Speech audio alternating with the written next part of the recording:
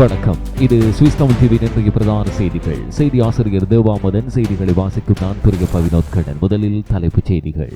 சுவிட்சர்லாந்தில் பல வெளிநாட்டவர்களை நாட்டை விட்டு வெளியேறுமாறு உத்தரவு கடிதம். திருமணத்திற்கு மாற்றாக புதிய சட்ட ஏற்பாட்டை பரிசீலிக்கும் சுவிட்சர்லாந்து. லுசர்னில் துப்பாக்கிச்சூட்டு சம்பவம். பொதுமக்களிடம் மீண்டும் உதவி கோரும் போலீசார். எச்சரிக்கை. பல மணி நேர விசாரணைக்கு பின் தகவல் போலி என உறுதி. சுவிட்சர்லாந்தின் நடுநிலை கொள்கை குறித்து செப்டம்பரில் மக்கள் வாக்கெடுப்பு. பீலில் இளம்பெண் மீது பாலியல் தாக்குதல் முயற்சி. சந்தேக நபரை தேடும் போலீசார். தொடர்பான விரிவான செய்திகள். புதுசா கார் வாங்கணும்னு நினைச்சாலே தலைவலிதான். இன்சூரன்ஸ், லீசிங், பேப்பர் ஒர்க் எல்லாத்துக்கும் அலையறத நினைச்சா வெறுப்பா வருது. இப்படி எதுக்குமே நீங்க அலைய தேவையில்ல. கார் வாங்குறது தொடர்பா எல்லா வேலைகளையும் நாங்களே பண்ணி உங்க வீடுகளுக்கே டெலிவரியும் பண்றோம். இப்போவே ஸ்கை ஆட்டோ ஆகிய நிறுவனத்தை அழைக்க.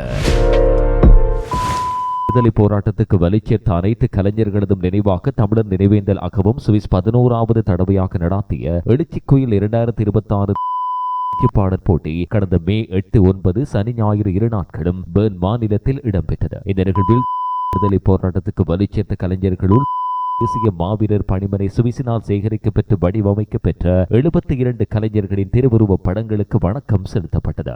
இவ்வாண்டு முதன்முறையாக ஐரோப்பிய ரீதியில் இடம்பெற்ற போட்டியில் 92 போட்டியாளர்கள் பங்கு பெற்றனர். காந்தல், செண்பகம், வாகை, சிறுத்தை, வளர்ந்தோர் இணை என 6 பிரிவுகளாக போட்டி இடம்பெற்றது. வாகை, சிறுத்தை, வளர்ந்தோர் பிரிவுகளில் அதிகூடிய புள்ளிகளை பெற்ற 7 தெரிவு செய்யப்பெற்று எழுச்சிக்குள் 2026 விருதுக்கான முதலாம் சுற்று போட்டி இடம்பெற்றது. முதலாம் சுற்றில் பாடிய 7 அதிகூடிய புள்ளிகளை பெறும் 4 தெரிவு செய்யப்பெற்று எழுச்சிக்குயில் விருதுக்கான இறுதிப் போட்டி இடம்பெற்றது.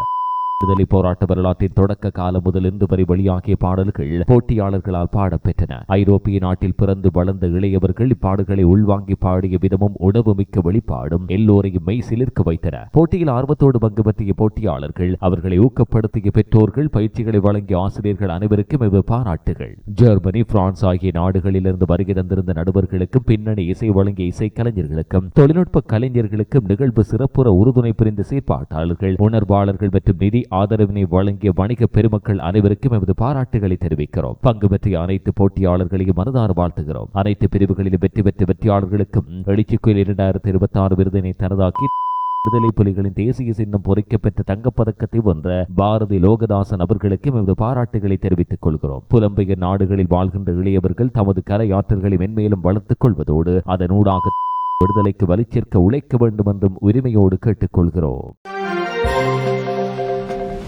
லுசர்ன் நகரில் கடந்த மார்ச் மாதம் இடம்பெற்ற துப்பாக்கிச்சூட்டு சம்பவம் தொடர்பில் லுசர்னர் போலீசார் மீண்டும் பொதுமக்களின் உதவியை கோரியுள்ளது. 2026 மார்ச் 20 வெள்ளிக்கிழமை பிற்பகல் சுமார் 2:20 அளவில் பாசல் ஸ்திராச பகுதியில் உள்ள வீடொன்றின் முன்பாக துப்பாக்கிச்சூடு நடந்ததாக போலீசாருக்கு தகவல் கிடைத்தது. தகவல் கிடைத்த உடனேயே பல அவசர மீட்பு மற்றும் போலீஸ் குழுக்கள் சம்பவ இடத்துக்கு விரைந்தன. அங்கு காயமடைந்த நிலையில் ஒருவர் கண்டுபிடிக்கப்பட்டதாக அதிகாரிகள் தெரிவித்தனர். சம்பவத்தின் பின் குற்ற செயலில் ஈடுபட்டவர்கள் வெள்ளை நிற விநியோக வாகனம் ஒன்றில் நகரத்துக்கு வெளியே செல்லும் திசையில் தப்பிச் சென்றதாக கூறப்படுகிறது. பின்னர் சந்தேகப்படும் அந்த வாகனம் லிட்டோ நகரப்பகுதியில் கண்டுபிடிக்கப்பட்டது. எனினும் சம்பவத்தோடு தொடர்புடைய நபர்கள் இதுவரை கைது செய்யப்படவில்லை. இதனால் சம்பவத்தை பார்த்தவர்கள் அல்லது சந்தேகத்துக்கிடமான தகவல்கள் தெரிந்தவர்கள் முன் வருமாறு லுசர்ன் கண்டோனல் போலீசார் மீண்டும் பொதுமக்களிடம் வேண்டுகோள் விடுத்தனர். இந்த சம்பவம் தொடர்பான விசாரணைகள் தொடர்ந்து முன்னெடுக்கப்படுகின்றன.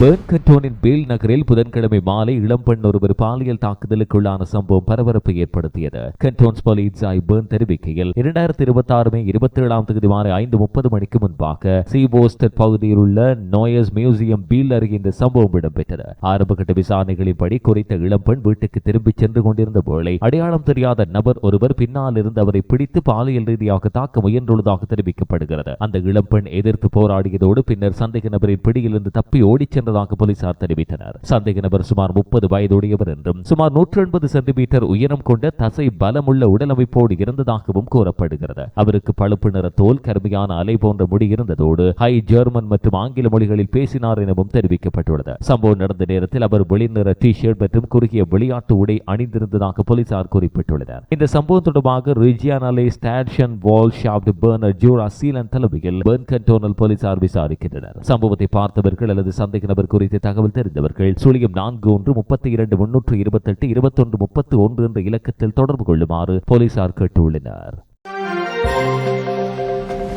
சுவிட்சர்லாந்தில் வாழும் சில வெளிநாட்டவர்கள் தங்களின் குடியிருப்பு அனுமதி 2026 டிசம்பர் 31 முதல் தானாகவே ரத்து செய்யப்படும் என்றும் அதற்குள் நாட்டை விட்டு வெளியேற வேண்டும் என்றும் கூறிய போலியான கடிதங்களை பெற்றுள்ளதாக தகவல்கள் வெளியாகின. சுவிஸ் ஊடகங்கள் வெளியிட்ட தகவலின்படி இந்த கடிதங்கள் ஸ்டேட் செக்ரட்டரியாட் ஃபார் மிக்ரேஷன் சார்பில் அனுப்பப்பட்டதாக காட்டப்பட்டிருந்தன. அந்த கடிதங்களில் ஜூன் 14ஆம் தேதி இடம்பெறவுள்ள குடியேற்ற கட்டுப்பாட்டு No to 10 மில்லியன் மக்கள் வாக்கெடுப்பு காரணமாக இந்த நடவடிக்கை எடுக்கப்படுவதாக குறிப்பிடப்பட்டிருந்தது. எனினும் SCM வெளியிட்ட விளக்கத்தில் இந்த கடிதங்கள் முற்றிலும் போலியானவை என்றும் பல ஆண்டுகளாக பல்வேறு வடிவங்களில் இத்தகைய தவறான தகவல்கள் பரவி வருவதாகவும் தெரிவித்துள்ளது. மேலும் இந்த கடிதங்களுக்கு எந்த சட்டபூர்வ அடிப்படையும் கிடையாது என்றும் அவற்றை பெற்றவர்களின் குடியிருப்பு அனுமதி நிலைக்கு எந்தவித பாதிப்பு ஏற்படாது என்றும் அதிகாரிகள் உறுதிப்படுத்தினர். சுவிட்சர்லாந்தில் குடியேற்ற மற்றும் வெளிநாட்டவர்களின் உரிமைகள் தொடர்பான அரசியல் விவாதங்கள் தீவிரமடையும் நிலையில் தவறான தகவல்கள் மற்றும் அச்சத்தை ஏற்படுத்தும் பிரசாரங்கள் அதிகரிப்பதாகவும் அதிகாரிகள் எச்சரித்தனர்.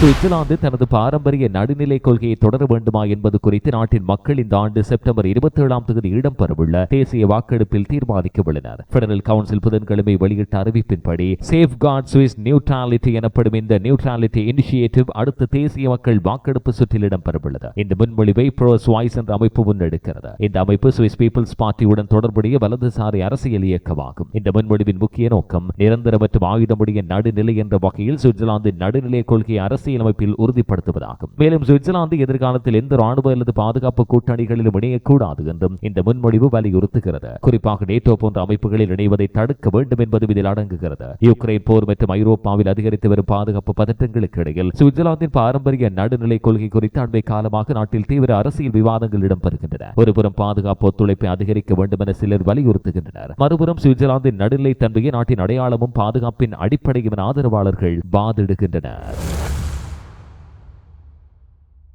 எவ்வளவு காலம்தான் பழைய வீட்லயே வாழ்க்கையை ஓட்டுவீங்க?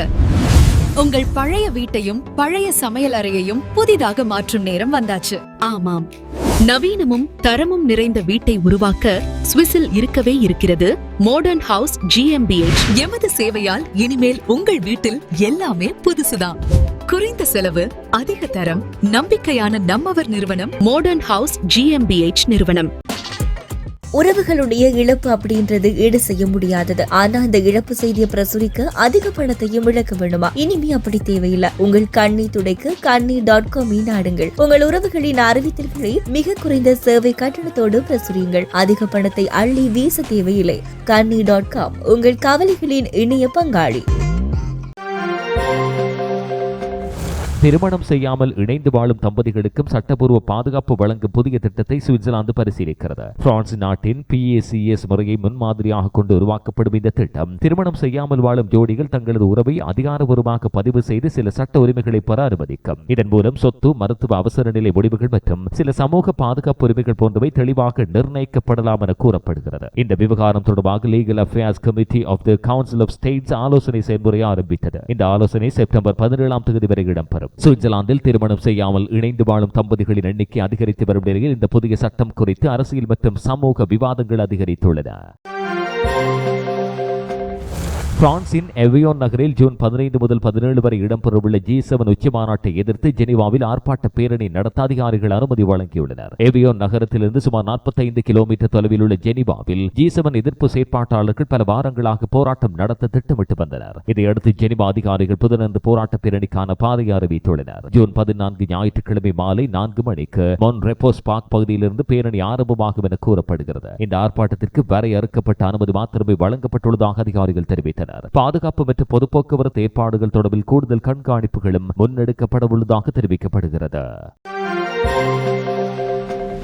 சென்காலன் கண்டோனின் கொசோ பகுதியில் ஒருவர் கடத்தப்பட்டு கட்டி போட்டு வைக்கப்பட்டுள்ளதாக கிடைத்த தகவலை தொடர்ந்து சென்காலன் கண்டோனில் காவல்துறை பெரும் போலீஸ் நடவடிக்கை மேற்கொண்டது. ஆனால் பல மணி நேர விசாரணைக்கு பின் அந்த தகவல் பொய்யானது என தெரிய வந்தது. வியாழக்கிழமை பிற்பகல் சுமார் 2:30 மணிக்கு பின்னர் 3ஆம் நபர் ஒருவர் அவசர அழைப்பு மையத்தை தொடர்பு கொண்டு 2 பேர் ஒருவரை கடத்தி நாற்காலியில் கட்டி போட்டு வைத்திருப்பதாக தெரிவித்துள்ளார். அவர் கூறியதன்படி இந்த சம்பவம் போதைப் பொருள் தொடர்புடைய சூழலோடு இணைந்திருக்கலாம் என்றும் சம்பவத்தின் படங்களை தமக்கு காட்டியதாகவும் தெரிவித்திருந்தார். இந்த தகவலை அடுத்து சென்காலன் கண்டோன் கேண்டோனல் காவல்துறையின் பல ரோந்து குழுக்கள் உடனடியாக சம்பவ இடத்துக்கு அனுப்பப்பட்டன. குற்றப்பிரிவு நிபுணர்கள் விசேட தலையீட்டு அணி மற்றும் ட்ரோன் இயக்குநர்களும் நடவடிக்கையில் இணைக்கப்பட்டனர். அரசு தரப்பு வழக்கறிஞர் அலுவலகமும் சம்பவம் குறித்து அறிவிக்கப்பட்டது. அடுத்த சில மணி நேரங்களில் கடத்தப்பட்டதாக கூறப்பட்ட நபரை கண்டுபிடிக்கவும் சம்பவத்தின் உண்மைத்தன்மையை உறுதிப்படுத்தவும் பல்வேறு நடவடிக்கைகள் முன்னெடுக்கப்பட்டன. நள்ளிரவுக்கு பின்னர் போலீசார் சம்பவத்தோடு தொடர்புடையதாக கூறப்பட்ட படங்களை பெற்றனர். பின்னர் அவை உண்மையானவை அல்ல என்றும் தகவல் அளித்த நபரை ஏமாற்றப்பட்டிருந்தார் என்றும் தெரிய வந்தது. மேலும் கடத்தப்பட்டதாக கூறப்பட்ட நபரும் பாதுகாப்பாக இருப்பது உறுதியானது. இந்த சம்பவத்தை அடுத்து குற்ற செயல்கள் தொடர்பாக பொய்யான தகவல்கள் வழங்குவது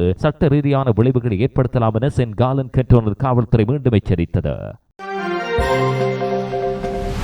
சுவிட்சர்லாந்தில் இடம்பெறவுள்ள No to 10 மில்லியன் மக்கள் வாக்கெடுப்பை முன்னிட்டு குடியேற்ற விவாதம் தீவிரமடைந்துள்ள நிலையில் புதிய தரவுகள் முக்கிய கவனத்தை ஈர்த்துள்ளன. சுவிஸ் பீப்பிள்ஸ் பார்ட்டி தொடர்ந்து பெருமளவிலான தஞ்சம் கோருவோரும் அகதிகளும் சுவிட்சர்லாந்துக்கு வந்து சமூக நல சேவைகளை பயன்படுத்துவதுடன் குற்ற செயல்களிலும் ஈடுபடுகின்றார்கள் என குற்றம் சாட்டி வருகிறது. ஆனால் SEM வெளியிட்ட புள்ளி விவரங்களை அடிப்படையாக வைத்து RTS வெளியிட்ட தகவலின்படி இந்த குற்றச்சாட்டுகள் மிகைப்படுத்தப்பட்டவை என தெரிய வந்துள்ளது. தற்போது சுவிட்சர்லாந்துக்கு வரும் மொத்த குடியேற்ற மக்களில் வரும் 14% மாத்திரமே தஞ்சம் கோருவோரும் யுக்ரைனில் இருந்து வந்த அகதிகளுமாக இருக்கின்றனர். மீதமுள்ள பெரும்பாலானோர் வேலை வாய்ப்பு, கல்வி மற்றும் குடும்ப இணைப்பு மூலம் சுவிட்சர்லாந்துக்கு வருவதாக அதிகாரப்பூர்வ தரவுகள் காட்டுகின்றன. ஜூன் 14 அன்று இடம்பெறவுள்ள குடியேற்ற கட்டுப்பாட்டு வாக்கெடுப்பை முன்னிட்டு குடியேற்றம் தொடர்பான அரசியல் பிரசாரங்கள் மற்றும் உண்மை தரவுகள் குறித்து நாட்டில் கடும் விவாதங்கள் இடம்பெற்று வருகின்றன. இந்த சுவிஸ் தமிழ் டிவியின் இன்றைய பிரதான செய்திகள் நிறைவுக்கு வருகின்றன. இதுபோன்ற மேலதிக செய்திகளை பார்வையிட எங்களுடைய பிரதான இணையதளமான swisstamilmedia.com நாடுங்கள். வணக்கம்.